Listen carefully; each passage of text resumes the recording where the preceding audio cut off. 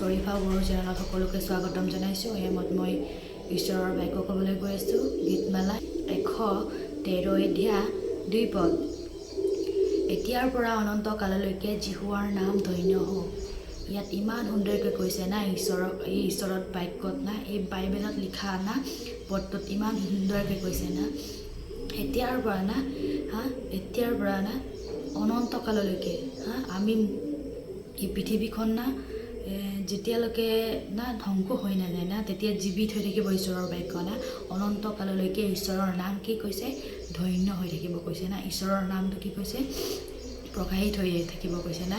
এই বাক্যত কোৱাৰ দৰে না আমি ঈশ্বৰৰ নামত না, ঈশ্বৰৰ গৌৰৱৰ সৈতে না আমি ঈশ্বৰৰ আৰাধনাবিলাক কৰিব লাগে, ঈশ্বৰৰ বাক্যবিলাক পালন কৰিব লাগে না।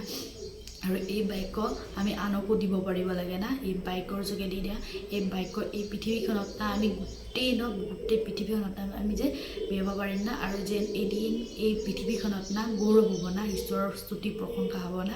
আৰু ঈশ্বৰৰ নাম না, ঈশ্বৰৰ এই জীৱিত বাক্যখন না জীয়াই ৰাখিব না। আৰু এই বাক্য গোটেই আমাৰ এই পৃথিৱীখনত না কি কৈছে? অনন্ত কাললৈকে জীয়াই থাকিব কৈছে না। আৰু এই বাক্যত কোৱাৰ দৰে না আমি সদায় না ঈশ্বৰক ভয় ভক্তি কৰি না আমি পৃথিৱীত যিমান দিন আছোঁ না, জীয়াই আছোঁ না, সিমান দিন আমি কি কৰিব লাগে? ঈশ্বৰৰ বাক্যবিলাক আমি পালন কৰিব লাগে, ঈশ্বৰৰ আদেশ দিয়াবোৰ আমি পালন কৰিব লাগে, ঈশ্বৰৰ কাৰ্যবিলাকত চলি যাব লাগে না, ঈশ্বৰৰ আজ্ঞাবিলাক দিয়াবিলাকো আমি পালন কৰিব লাগে, ঈশ্বৰক ভয় কৰি চলি যাব লাগে না।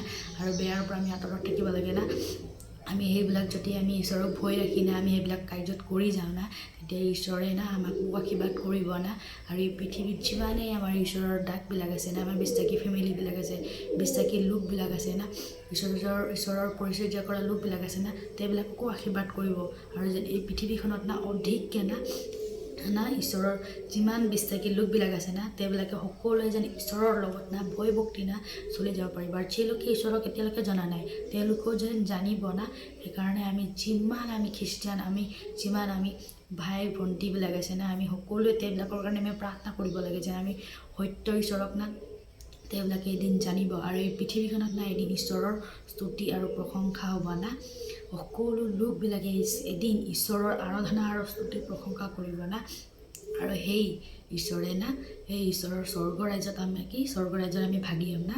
আমি যদি ঈশ্বৰৰ লগত লাগি নাথাকোঁ, সেই স্বৰ্গ ৰাজ্যত আমি ভাগি হ'বলৈ কেতিয়াও নোৱাৰোঁ না। সেইকাৰণে আমি সদায় ঈশ্বৰৰ ভয় ভক্তি ৰাখি ঈশ্বৰৰ কাৰ্যবিলাকত আমি আগুৱাই যাব লাগে। আৰু ঈশ্বৰৰ বাক্যবিলাকো আমি আনক দিব পাৰিব লাগে না। আৰু নিজৰ জীৱনটো এই বাক্যৰ যোগেদি আমি চলি যাব লাগে। আগন্তুক জীৱনবিলাকত বাক্যবিলাক আমি পালন কৰিব লাগে না। আৰু মই আজি ইমানেই আপোনালোকৰ মাজত চুটি বাক্য আপোনালোকৰ মাজত আলোচনা কৰিলোঁ। গীতমালা 113 অধ্যায় 2 পদ। আৰু মই সকলোকে ধন্যবাদ দিছোঁ। মোৰ চেনেলত যদি কোনোবা ছাবস্ক্ৰাইব কৰা নাই, ছাবস্ক্ৰাইব কৰি দিব। আৰু আগন্তুক জীৱনবিলাকত যেন মই এনেকৈ আপোনালোকৰ মাজত ঈশ্বৰৰ বাক্য ক'বলৈ পাৰিম।